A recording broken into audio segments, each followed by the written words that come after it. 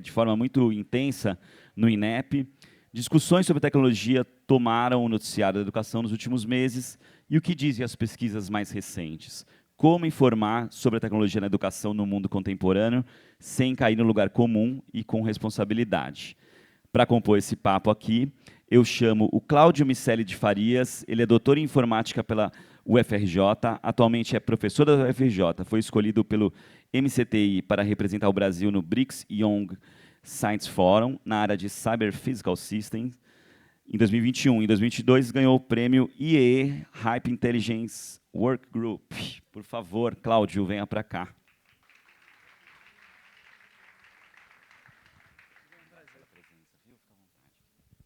Também vai estar com a gente aqui a Juliane Sintra, ela é coordenadora institucional das unidades de eventos, comunicação e tecnologia da ação educativa, lidera o projeto TECLA, Tecnologia em Ação, uma iniciativa dedicada à promoção e defesa de direitos humanos associados ao ambiente digital, com enfoque na construção da justiça racial no cyberespaço. Faz parte da diretoria executiva da ABONG, que é a Organização em Defesa dos Direitos e Bens Comuns, e é mestranda em Direitos Humanos pela Faculdade de Direito da USP. Por favor, Juliane, seja bem-vinda.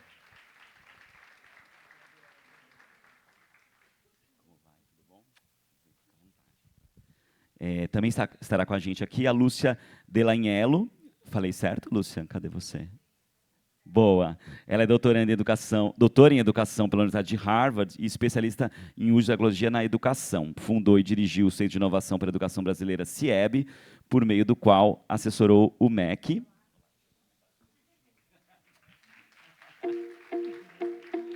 E atualmente atua como consultora de organizações internacionais como Unesco, OCDE e Broadband Commission da ONU em projetos de aprendizagem digital, formação de professores para o uso de tecnologia e educação inovadora. Quem vai fazer a mediação dessa mesa é a jornalista Luísa Tenente, repórter de educação do G1 desde 2015, apresentadora do boletim de notícias G1 em 1 minuto, da TV Globo, diretora do documentário Tô Aqui, Meu Irmão, sobre irmãos de pessoas com deficiência, vencedora de 2 prêmios INEP de jornalismo e do prêmio Andifes de jornalismo também.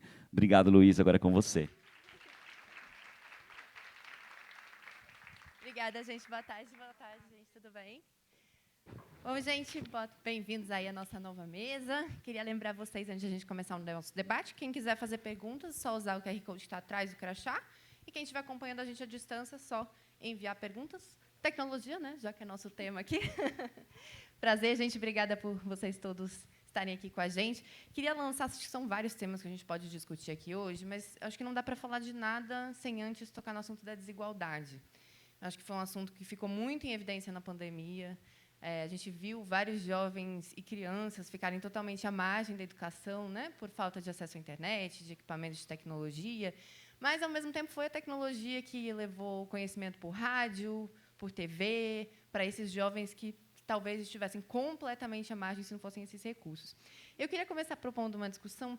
É possível a gente usar a educação digital sem escancarar essas desigualdades? É preciso alguma política pública para tentar consertar isso antes de a gente avançar na educação digital? Como conciliar essas questões? Quer começar, Lúcia, já que você está pertinho aqui de mim? Posso começar. Boa tarde a todos. Obrigada pelo convite para estar aqui. Essa questão do acesso é a grande barreira do uso da tecnologia no mundo todo, não só no Brasil.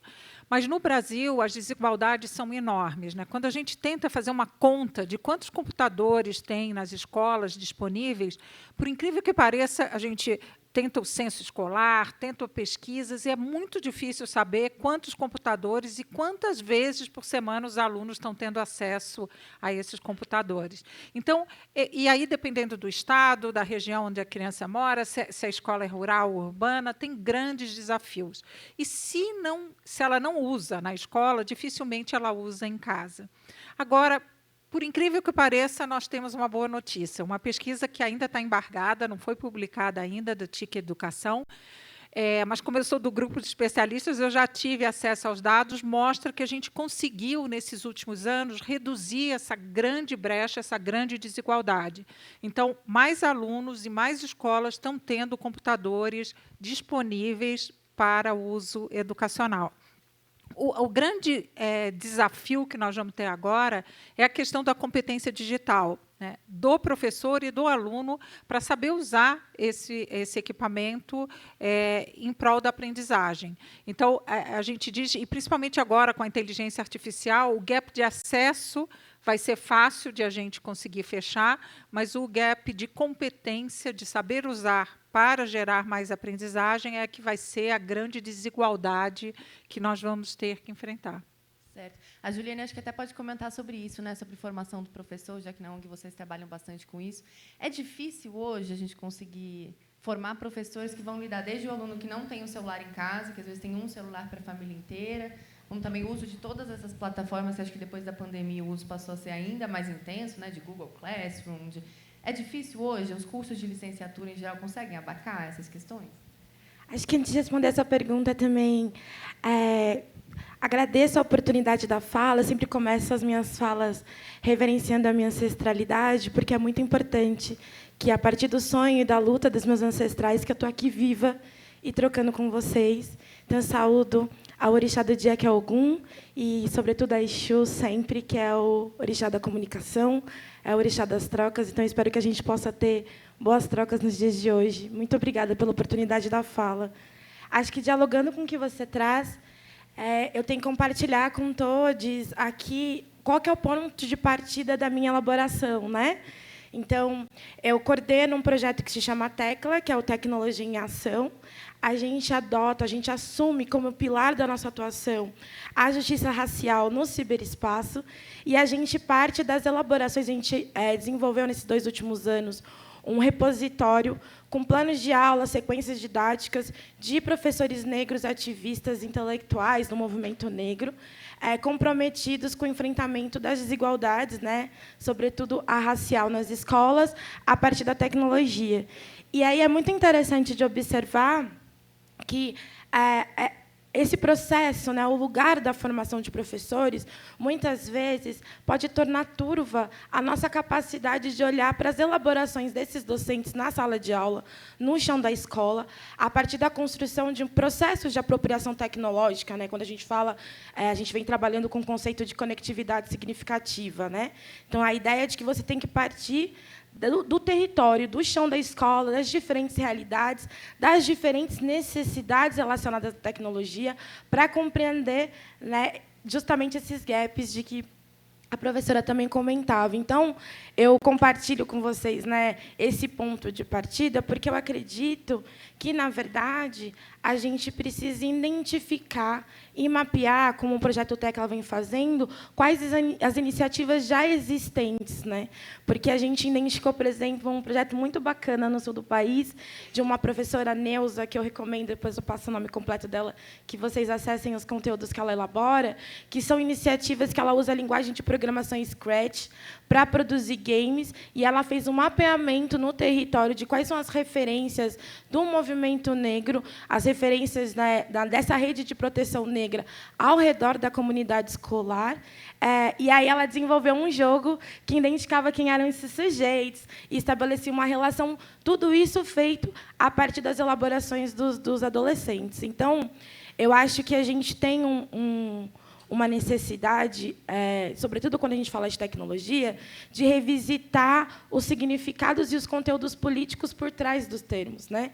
E eu acho que, como a gente está passando por um processo de digitalização da vida, né, de cultura digital, que, de fato, atravessa as nossas subjetividades, a nossa corporeidade, e assim eu concluo para também não monopolizar a fala, eu acredito que partir dessas experiências e reconhecê-las de um outro lugar não ortodoxo é fundamental para a gente construir um processo, seja de capacitação, eu prefiro dizer de construção de pertencimento, porque todo mundo aqui está com seu celular, todo mundo aqui está com seu aplicativo, todo mundo aqui estabelece relações não presentificadas a partir do ciberespaço, e assim é a realidade da escola, de muitas das escolas. Então, como que a gente parte dessas realidades, dessas necessidades, para a construção de pertencimento? Porque eu acho que os professores, muitas vezes, se sentem muito alijados desses processos, sabe? Falta um processo de reconhecimento das suas elaborações, sim, como parte das construções também de políticas públicas, de experiências que também aí deem conta dessas transformações na escola. Sim, acho que até aproveitando que você disse de questão de direito, de reconhecimento dos professores. Acho que o Cláudio até poderia comentar um pouco sobre isso, porque acho que, principalmente depois da pandemia, com tantas aulas digitais, que foram necessidade mesmo, né, naquele período, acho que os professores passaram a produzir o conteúdo de uma forma diferente, né, Cláudio? O que passa a ser direito deles, de propriedade intelectual mesmo, do que está disponível naquelas plataformas, o que não é. E também como fica a questão, até que o Paulo comentou agora no início, sobre os dados das crianças. Acho que são várias questões que a gente não olhava para elas antes, né? Proteção de dados nessas plataformas todas. O que você poderia comentar sobre isso?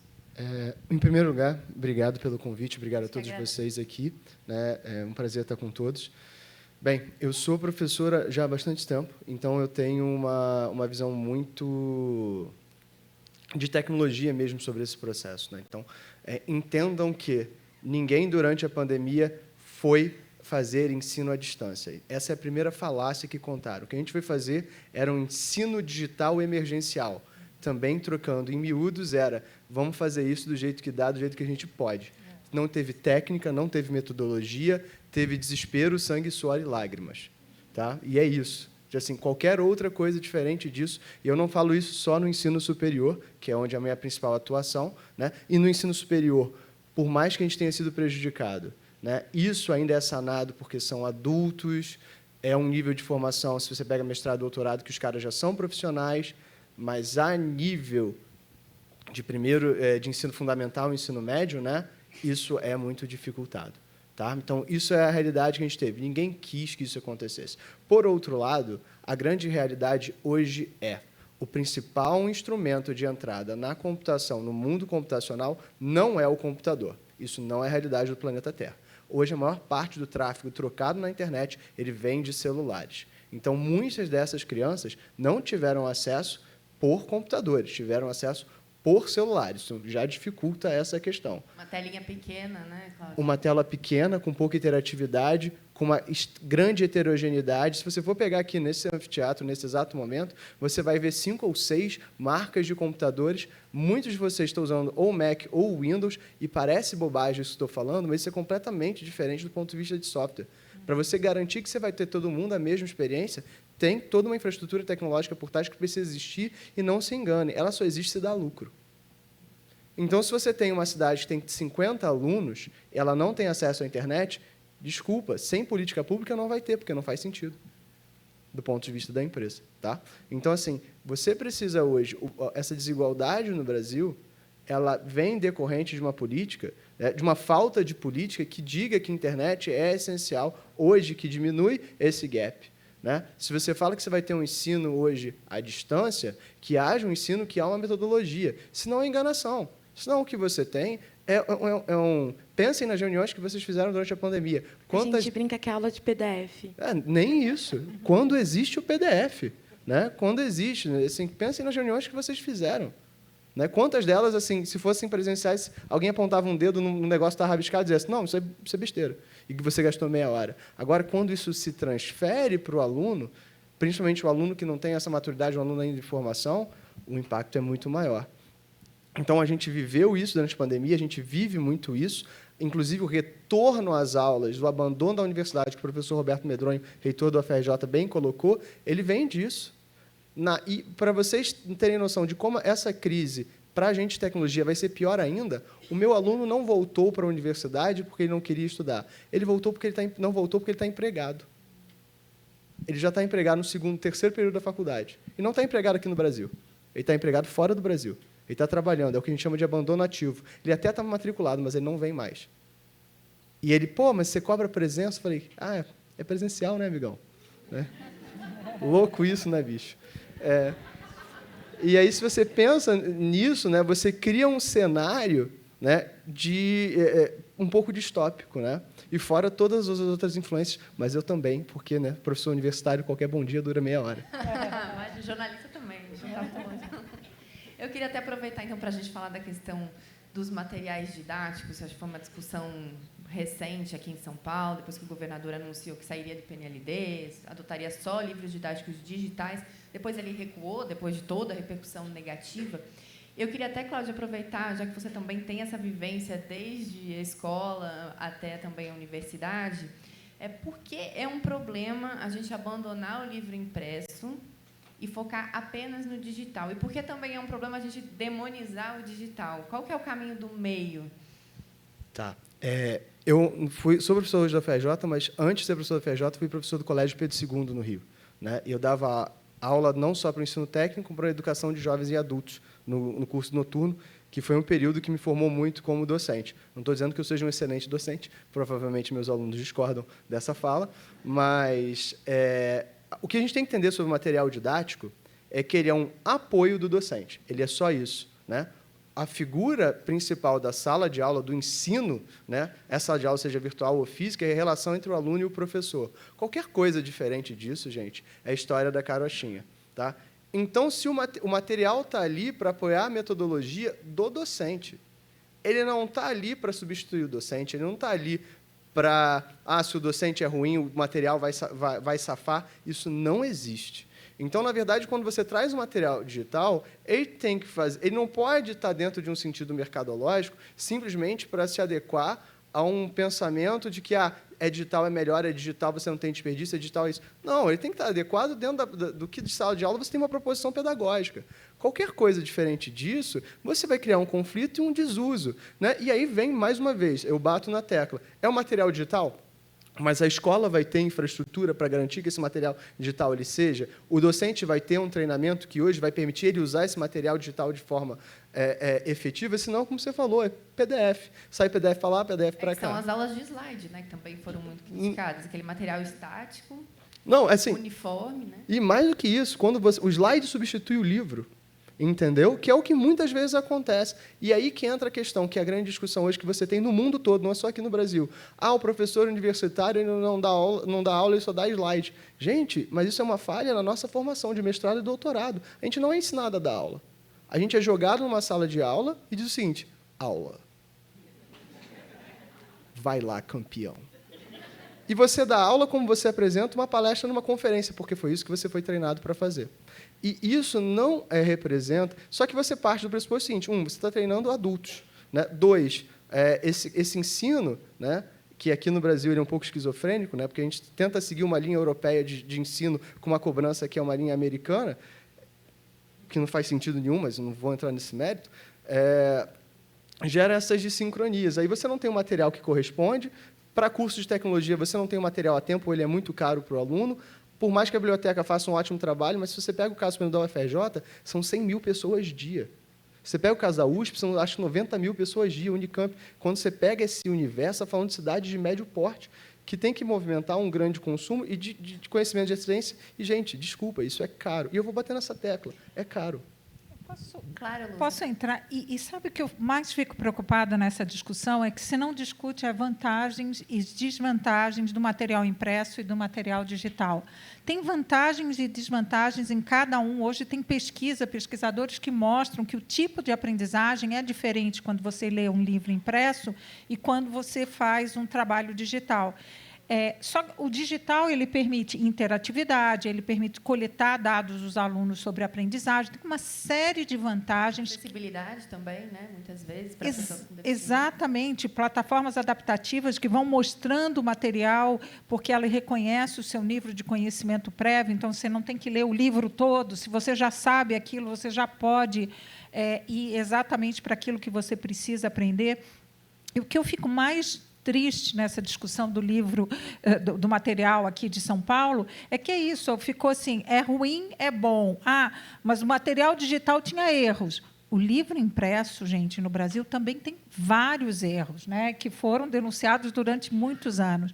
Então, a discussão de saber assim, qual é o melhor momento de você apresentar o material impresso e qual é o melhor momento e o contexto para o material digital, a gente não discute. E isso é muito importante que vocês, jornalistas, perguntem, né? Por que qual é a razão de um secretário de Educação dizer assim, não vamos usar mais material impresso, vamos para o digital? É uma razão econômica? Porque tem vantagens e desvantagens, tecnicamente falando, dos dois materiais. Né? Então, tem que ver qual é a implicação política que existe numa decisão como essa. Né? E aí, só para aproveitar o gancho, quando o ministro hoje falou uma das nossas políticas é conectividade, eu acho que isso é um erro histórico que o Brasil está fazendo. A política tem que ser de uma educação digital, né? E não só de conectividade. Conectividade é um insumo necessário para acontecer a educação digital. E a implicação disso é que você vai achar que conectou toda a escola na internet, a gente resolveu o problema da educação digital. E não é verdade. Nós vamos ter que pensar nos recursos educacionais digitais, na formação do professor, para poder dar uma aula que faça sentido com o digital. Aí sim pensar no material, né? Exatamente. É dentro desse contexto. Um guarda-chuva. Exatamente. Quando fala política de conectividade, me dá um arrepio, porque eu falei assim, isso é do Ministério de Telecomunicações. Isso é responsabilidade do Ministério de Comunicações, conectar o país como um todo. O MEC tem que estar pensando numa política de educação digital, que tem que pensar em todos esses aspectos. Inclusive para cobrar o Ministério de Comunicações que sem isso não existe. Entendeu? Você queria comentar, né, Juliana? Não, é só uma parte também sobre a importância da construção participativa de políticas públicas. Porque, quando a gente pensa nesse processo de acesso ao livro didático, a gente tem o PNLD, né, que é o Programa Nacional de Livro Didático.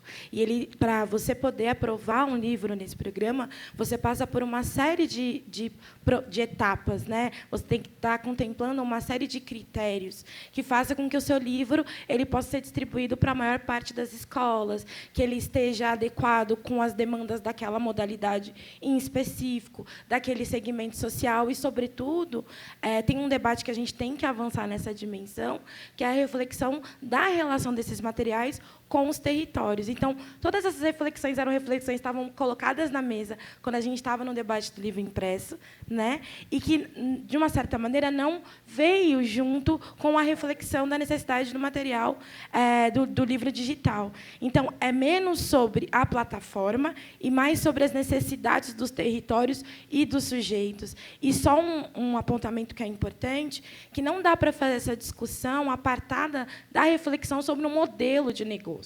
Né? Tem um modelo de negócio por trás desses mecanismos. Né? E, quando eu digo esse modelo de negócio, a gente tem que lembrar do significado do que é economia de dados, né? Do que é a gente coletar essas informações num grau de opacidade em que os sujeitos que têm os seus dados coletados não sabem para que eles vão ser usados. Né? Então, é muito importante, acho que a professora Tereza é muito importante, porque a gente tem vantagens, desde que tenha o pilar do que é um governo aberto, né? Tem a dimensão da transparência, da participação social. Então, não tem como a gente avançar numa digitalização da escola sem fazer uma reflexão sobre esse modelo de negócio que vem junto com a influência das big techs nesses espaços. Assim. A gente até recebeu aqui várias perguntas, inclusive, vou selecionar aqui uma delas para começar. O Daniel Corrá pergunta assim: como vocês avaliam os impactos do analfabetismo digital na educação e como avançar com políticas nesse sentido? Então, a gente estava comentando agora que não basta investir na conectividade, né? Como seria formulada uma política pública para a gente conseguir reparar todas as lacunas de formação de professor na educação digital, para a gente conseguir também integrar o conteúdo, a educação digital, não para que ela seja o digital pelo digital, né, mas para que seja realmente integrada a dinâmica ali da aula. O que precisa ser levado em conta, Luz?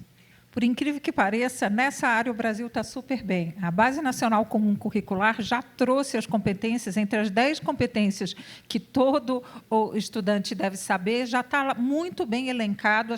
Uma delas é a competência digital, a competência número 5, que diz que todo estudante brasileiro tem que saber compreender, utilizar e criar. Eu fui uma batalhadora, por incrível que pareça, eu fui em todas as audiências públicas dizer que o verbo criar tinha que entrar, porque o texto original dizia todos os estudantes têm que compreender e utilizar. E então, já está ali na base, e a Base Nacional Docente, que visa a formação dos professores, também coloca como uma das competências de todo professor brasileiro saber utilizar as tecnologias, não só no processo ensino-aprendizagem, mas também para avaliar os estudantes. Mas, como acontece muitas vezes no Brasil, a gente tem uma excelente política que tem muita dificuldade em colocar em prática. Mas, pelo menos, já está lá dito. Enquanto eu estava no CIEB, o CIEB tem uma autoavaliação de competências digitais para professores, que a gente convida os professores a verem o que eles sabem, o que eles não sabem, em termos de usar as tecnologias no processo de ensino-aprendizagem.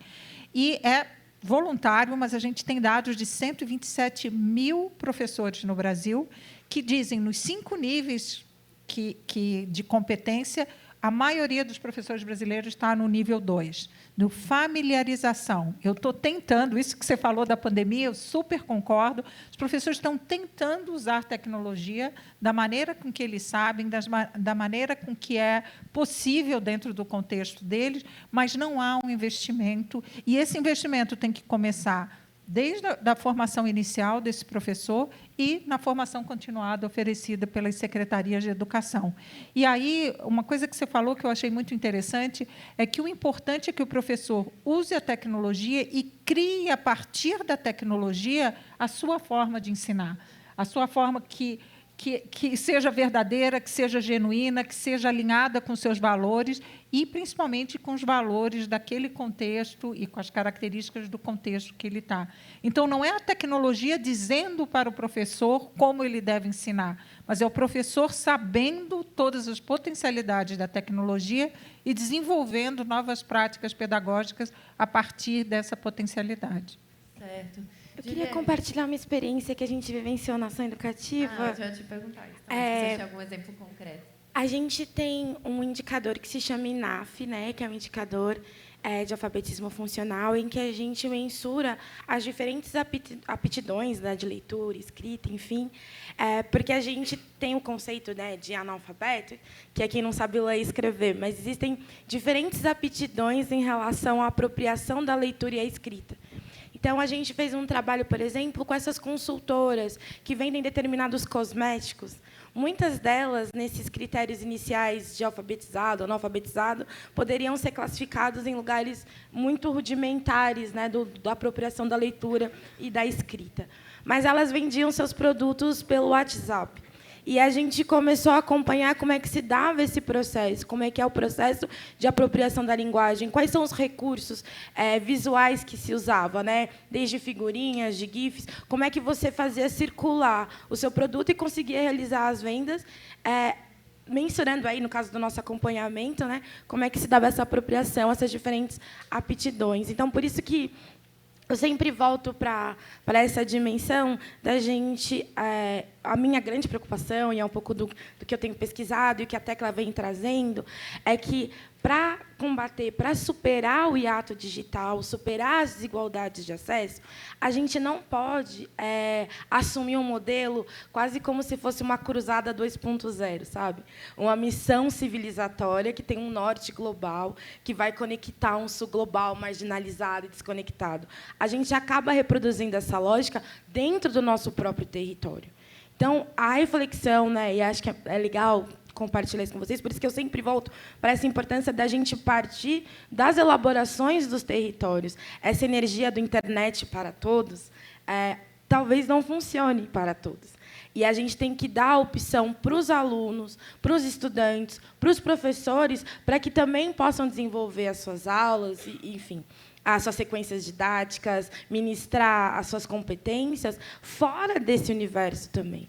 Porque podem ter comunidades, eu posso dizer isso para vocês, acho que a gente teve a experiência de lidar com uma comunidade indígena que tem, em determinada hora, se tem um acordo naquela comunidade que não se usa mais o celular, porque é a hora que as pessoas vão para as casas das de reza, né? E as pessoas estavam entrando com o celular. E isso alterou significativamente as relações sociais daquela comunidade.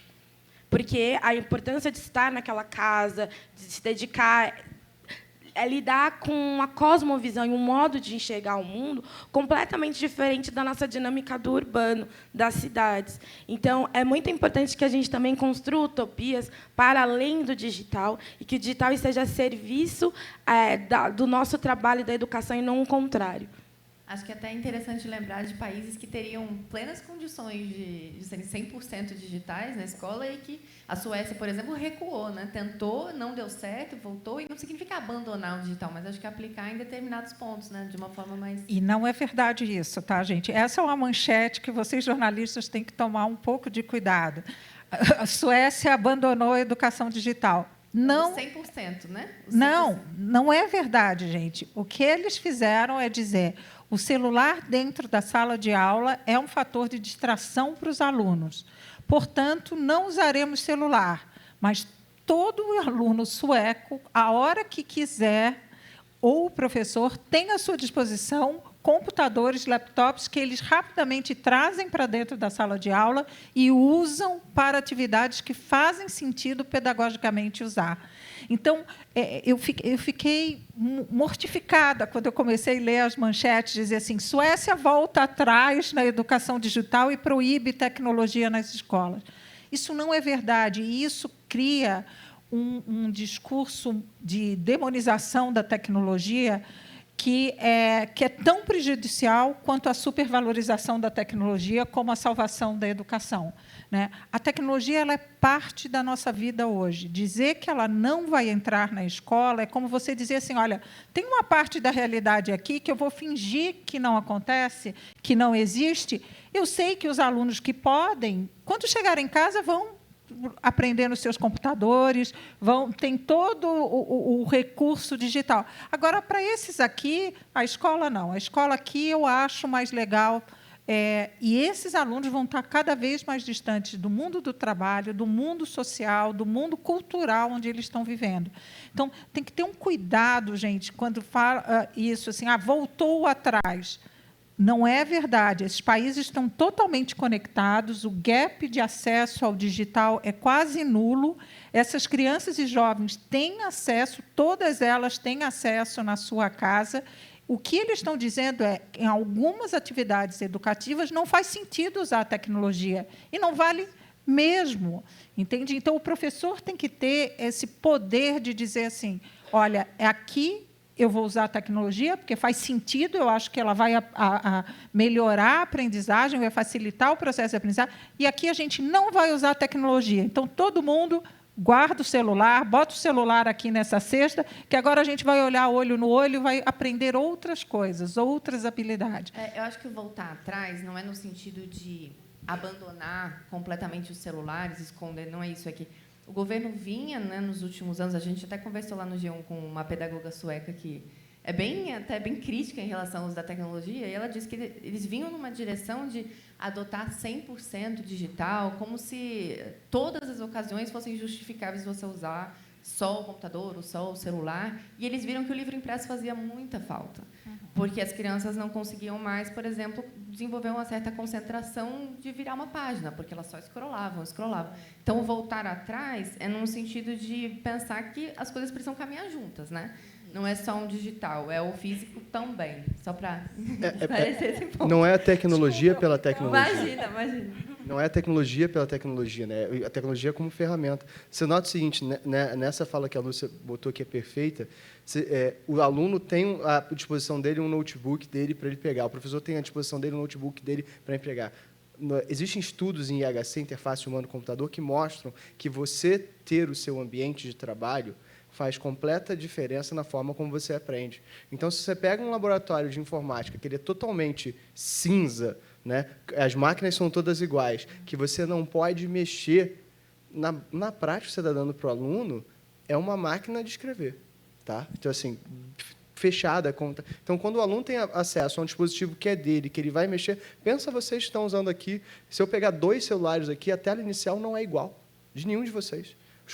Onde você joga os seus arquivos, se você joga na nuvem, se você coloca tudo na tua área de trabalho com uma cacofonia bizarra, isso é muito pessoal, né? E você se encontra, você se acha, você achar que o aluno não vai ter isso, que o professor não vai ter isso, você subtira dele essa liberdade. Eu sou um grande crítico dos laboratórios de informática nas universidades, não porque eu não acho que você tem que ter, mas porque eu acho que cada aluno deveria ter seu próprio dispositivo, e aí sim a gente fazer um laboratório que é vivo dentro das universidades e das escolas. É claro, existem ferramentas que são muito importantes você ter, desculpa, acho que vai ser louco, né? Aquela coisa do século XIX, o papel, né? Você rabiscar, você mexer, você escrever. Eu estou aqui com o meu, Gente, assim, eu não consigo dizer para vocês a importância que o marca-texto tem na minha vida, né? E isso você perde, né? Você pega questões como expande a atenção, Será que um cara que está com o celular, que está lá com o Instagram, ele vai ter o cara do Instagram que vai ensinar para ele alguma coisa em 2 minutos, ele vai consumir essas pílulas de 2 minutos, que ele tem um senso de achievement, né, de ter conseguido alguma coisa, ou ele vai assistir, sei lá, 2 horas, 1 hora, 40, 50 minutos de produtos notáveis que se dá quando o cara está, sei lá, no 8º ano de matemática. O que é difícil, mas é difícil. Ponto. E é importante que ele passe por isso, porque isso é um instrumento pedagógico de resiliência. Então, o teu trabalho passa a ser de motivar o cara a passar por isso. E, infelizmente, é isso. E aí tem um traço interessante que a gente pegou das universidades federais, o curso de Cálculo 1. Né? O curso de Cálculo 1, ele, na verdade, não é um curso de 3º grau, ele é um curso de 2º grau que serve para nivelar os caras no momento da tecnologia, que é o curso que mais reprova na universidade, sempre foi assim. Ele é um nivelador. Tá?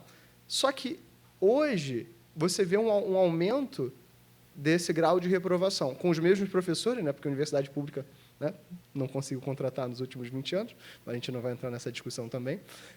Então, são basicamente os mesmos professores, os mesmos tipos de alunos, porque você pode argumentar que o Enem é mais democrático ou não, mas, no nível de competição, assim, a maior parte dos alunos... A universidade ela é excludente nos principais cursos, tá? Ela sempre foi, então a gente tem que trabalhar com isso.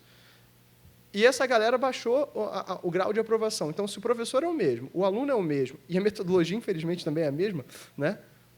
O que deu errado? O que mudou? Então, o que mudou no ambiente? Então, estudar isso é muito relevante. Estudar isso sob o contexto de que é um curso que é dado como a gente chama, cuspe-giz, né? Tipo assim, o cara vai para o quadro. É o mesmo curso.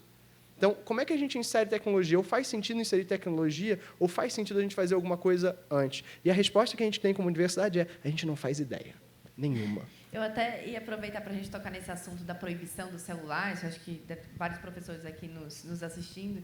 E a gente vê, fora do país, tem pochetes. Até uma reportagem muito boa da Piauí recente mostrava isso. As crianças, em algumas escolas fora do Brasil, precisavam colocar o celular delas dentro de uma pochete para que elas não pudessem usá-lo. Só que, obviamente, elas acharam um jeito de burlar, e aí elas punham um celular simples ali dentro da pochete, e o celular delas elas usavam escondido no banheiro. Como a gente pode chegar a um caminho, não sei se há essa resposta, de proibir ou não proibir o celular na escola? Ele é uma ferramenta que pode ajudar, mas, ao mesmo tempo, tem rede social ali, tem aplicativo de mensagem que tira a concentração do aluno no professor. Juliane, o que você acha? É difícil essa resposta. Não sei se ela existe. Não, a gente pode sempre partir da prática e da experiência, né? Acho que, antes de te responder diretamente, tem alguns conceitos com os quais a gente vem trabalhando que eu acho que pode auxiliar essa reflexão. Tem um livro que eu recomendo demais, que se chama Colonialismo Digital, por uma crítica hacker fanoniana. É um livro que foi escrito pelo professor Davis e pelo professor Walter. E eu gosto muito de um trecho que acho que dialoga bem com o que a gente está tratando aqui, desse momento do celular na sala de aula, que é uma questão importante, né? O tipo de uso, eles trazem uma perspectiva que é muito interessante. Assim, a agricultura, a prensa, a eletricidade, todos esses grandes adventos mudaram o modo como a gente se relaciona uns com os outros, as nossas subjetividades, né, a relação com o mundo. Com essa tecnologia, né, essas tecnologias emergentes, e a gente pode falar também de IA generativa, que é também uma questão assim como o celular para as escolas, né, isso não vai ser diferente. E entender quais são as limitações dessas plataformas hegemônicas nos nossos processos criativos não é construir um caminho distópico da tecnologia, catastrófico, perto do pânico moral, mas é compreender que existe mundo para além das plataformas. E quais são as possibilidades de construções coletivas, porque essa ideia do hacker sozinho, em casa... Não, o processo de hackeamento do espaço cívico é coletivo. E isso se dá da mesma maneira quando a gente pensa no ciberespaço. Tem iniciativas e projetos que são históricos, como Blogueiras Negras, do qual eu fiz parte durante um tempo, que é justamente essa perspectiva. São várias mulheres negras produzindo conteúdo, informação e conhecimento a partir do ciberespaço, numa perspectiva de ciberativismo, entendendo a importância dessas relações coletivas. Mas, para eu não viajar muito, voltando, tem essa dimensão da violência da positividade. quando a gente pensa nas grandes plataformas, que é aquela ideia de que é o que esses autores chamam de inferno do igual. Então, as coisas são padronizadas, são rasas, são rápidas, são as pílulas do imediato, é o lugar do conforto. E o processo da educação ele se dá num caminho inverso a isso, muitas vezes. Tem as dores, as frustrações, né? Tirou lá 2 na prova e não conseguiu se sair tão bem. Então, é como se a gente tivesse 2 universos e linguagens diferenciadas coexistindo e essa dimensão da distração. Poxa, eu não consegui resolver essa conta aqui. Aqui, eu estou tomando 1000 curtidas, você acha que eu vou querer ficar onde? É a lógica de qualquer um de nós. É a lógica do atraso para voltar do almoço. É a lógica de que ele te permite comer um bolo depois. A gente sabe que a gente está buscando constantemente esse lugar do conforto e do prazer. Como a gente desconstrói esse lugar é produzindo significado. Qual que é o sentido do uso do celular na sala de aula? Tem sentido? Não tem? Para aquele momento, para aquela tarefa, é por aí? Não é? Como a gente desconstrói essa perspectiva da violência da positividade? Essa perspectiva que é imposta, muitas vezes, e que limita a nossa liberdade e a nossa criatividade, justamente por conta dessa dimensão do conforto, né? Então, eu acho que a saída e a alternativa os professores sabem desde sempre, né? É a construção de um processo de gestão democrática escolar. Essas definições elas passam por um diálogo amplo com a comunidade escolar, com os estudantes, com os alunos, com a gestão. E aí a gente volta para o início da minha fala, que a gente sempre parte do chão da escola para pensar alternativas. Eu queria até, para a gente continuar essa discussão de celular, o que ajuda, proibir ou não, a gente tem hoje uma discussão ainda maior de inteligência artificial, de chat GPT. A gente tem até um vídeo aqui com algumas falas de alguns alunos, a identidade deles foi preservada, a gente só tem a voz. Eles comentam um pouquinho sobre a relação deles com o chat GPT. Queria que a gente rodasse aqui, por favor. Aí a gente comenta em seguida mais esse quebra-cabeça.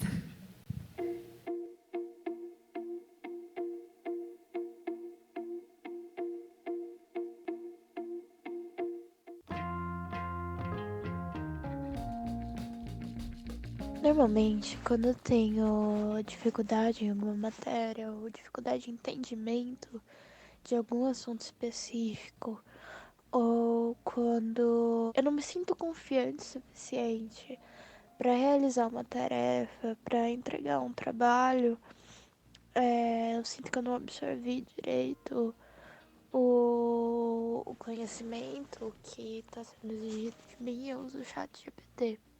Eu uso o ChatGPT pelo computador, normalmente para fazer trabalhos de escola e, às vezes, para responder algumas perguntas que os professores passam. Ele me ajuda porque, quando eu não consigo entender alguma matéria, eu vejo o que ele me fala e eu consigo ler e consigo entender o que eu vou ter que fazer na matéria e o que eu vou ter que responder na questão. Eu não utilizo muito o ChatGPT.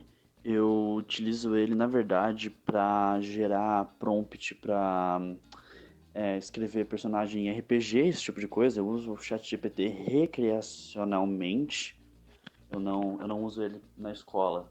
Eu uso o ChatGPT nas lições que eu sinto que não são tão importantes, que não vão valer tanta nota. Quando eu tenho muita coisa, estou em semana de provas, eu sei que vai ser uma semana mais corrida, eu uso ele pela praticidade, pela agilidade. Eu sei que vai ser muito mais rápido eu só jogar as perguntas ali e ele já me dá as respostas.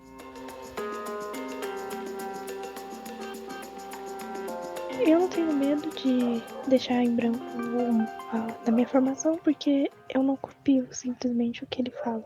Eu tento entender o que é para fazer e o que ele está me falando. Num contexto ali momentâneo, eu acho que ele ajuda. Porque, que nem eu falei, às vezes o objetivo é mais a gente conseguir entregar a tarefa e dar conta de tudo. Mas num contexto geral e a longo prazo, principalmente, eu acho que ele prejudica. Eu vejo que desde várias matérias, usando o ChatGPT ou qualquer outro aplicativo que te dê respostas prontas, eu sei que vai gerando uma dúvida e essa dúvida vai se acumulando. Então o conteúdo vai passando, os professores vão mudando de tema e resta uma dúvida de um assunto inicial, que se a gente não consegue aprender ele, a gente não consegue desenvolver. Então eu acho que a longo prazo prejudica. Eu acho que o ChatGPT na maneira que ele é utilizado, ele pode muito atrapalhar o professor por substituir o ensino muitas vezes, mas ao mesmo tempo isso é reflexo de um sistema de ensino que é precarizado e que torna o aprender algo maçante. Os professores, normalmente, eles exigem dos alunos um resultado imediato, um resultado conteudista. Nenhum aluno sabe de tudo. E ele vai usar dos recursos que ele tem para conseguir atingir o objetivo dele, que é a aprovação, a nota boa, enfim, o que for que seja exigido dele. Eu tirei 9,5 nele e eu não li as perguntas, então eu errei só uma questão aqui. Provavelmente o professor acha que pode ter sido uma resposta incompleta ou uma resposta errada mesmo, mas eu não fiz muito esforço e mesmo assim a minha nota vai ficar no meu boletim, vai ficar uma nota boa.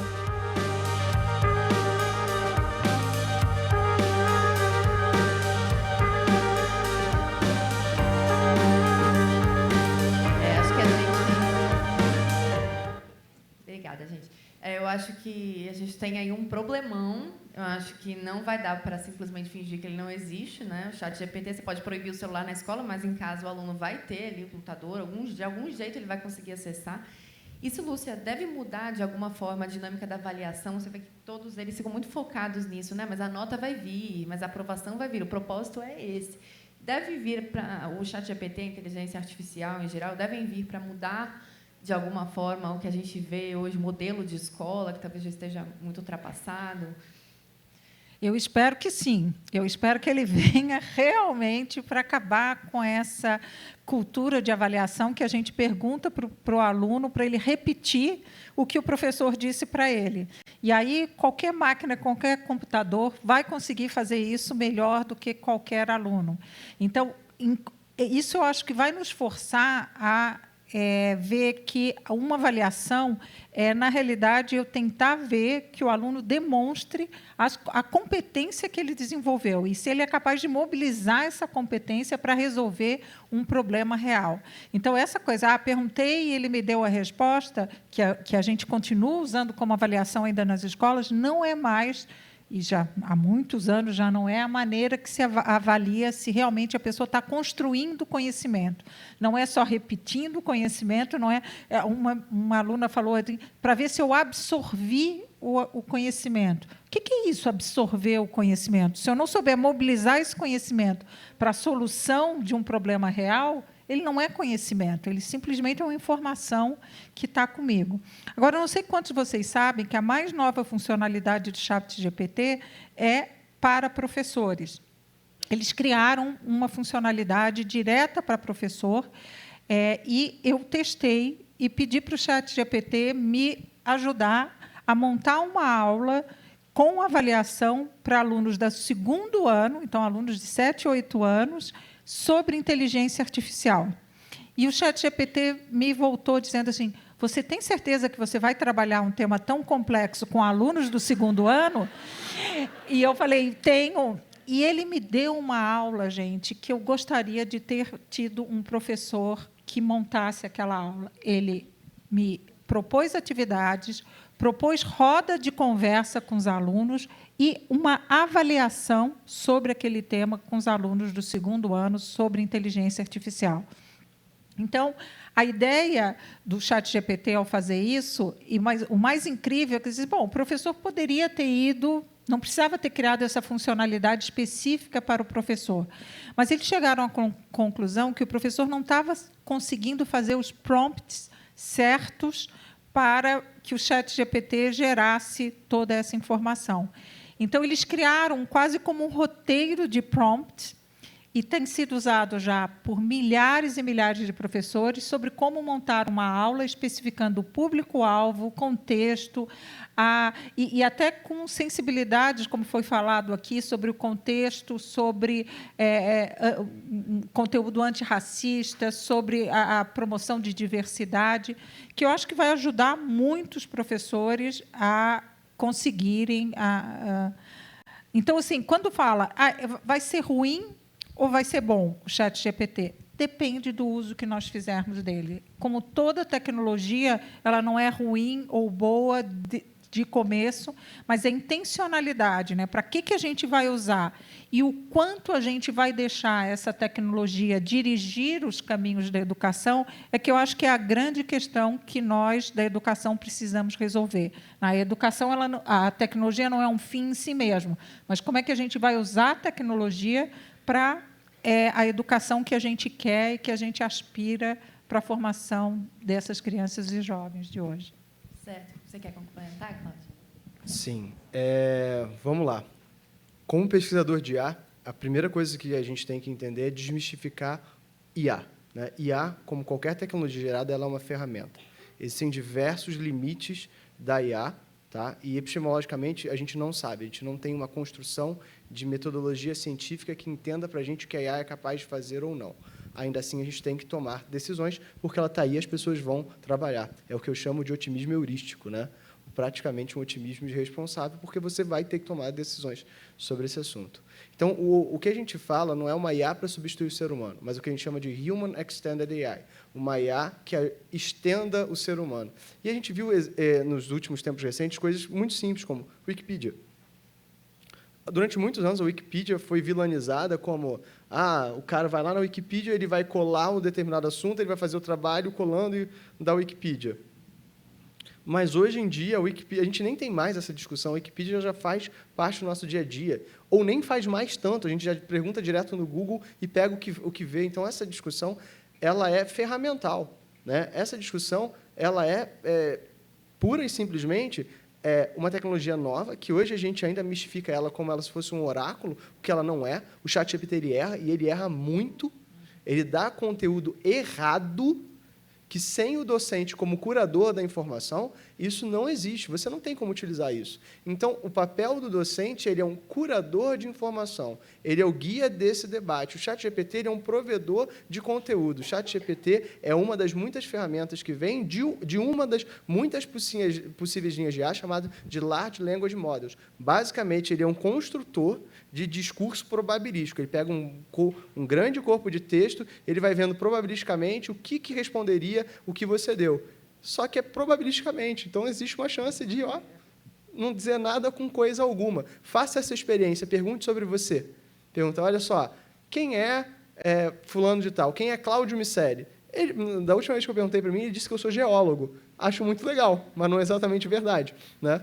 Então, assim, essa discussão ela tem que ser preservada da mesma forma que é o livro digital. É mais uma ferramenta nesse processo de construção de conhecimento. O que é ruim e que eu vi ali na discussão?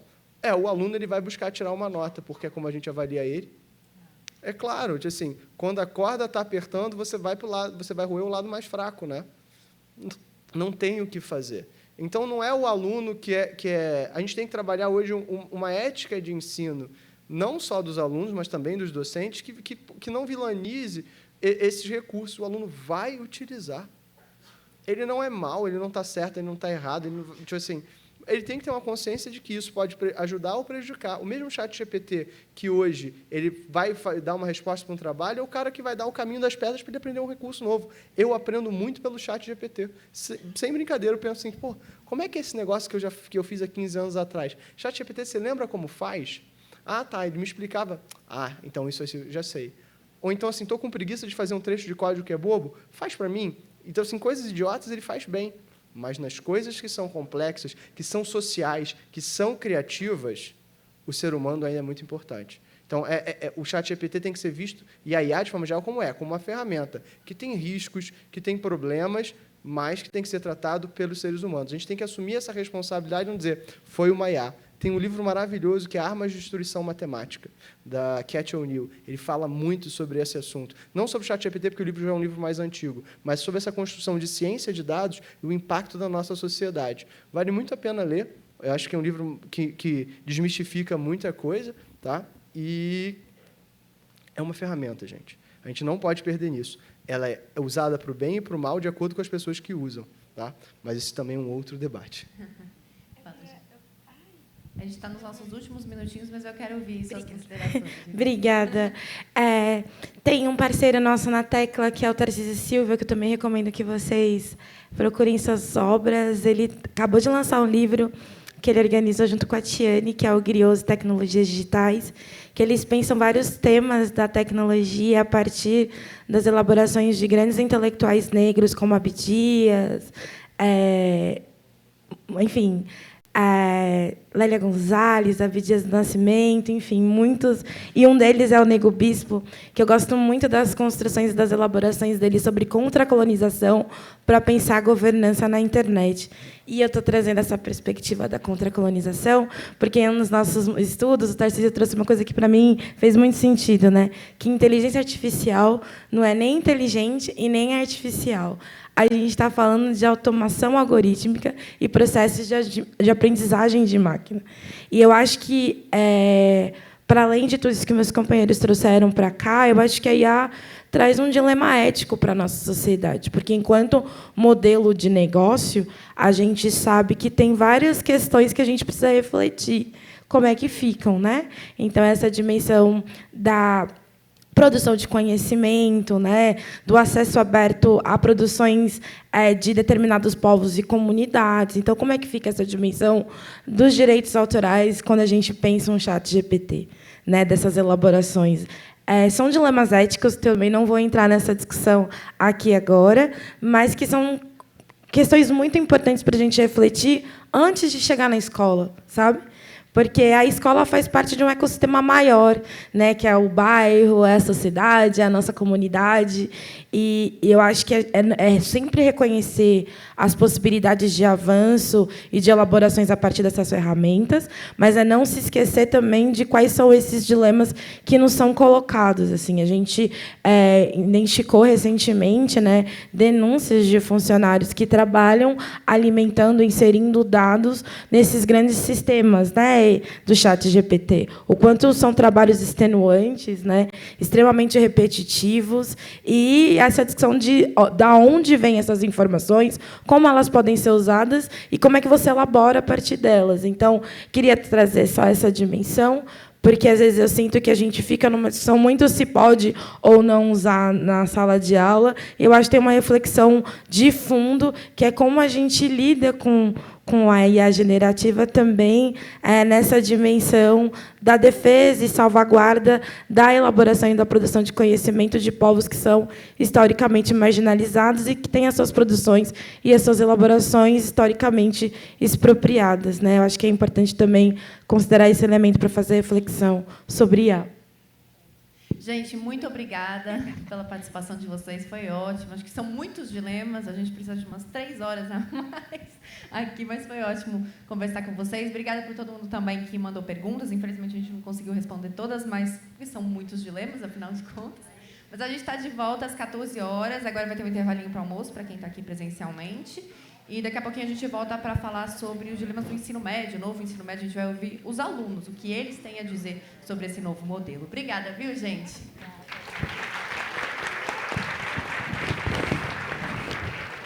Obrigada.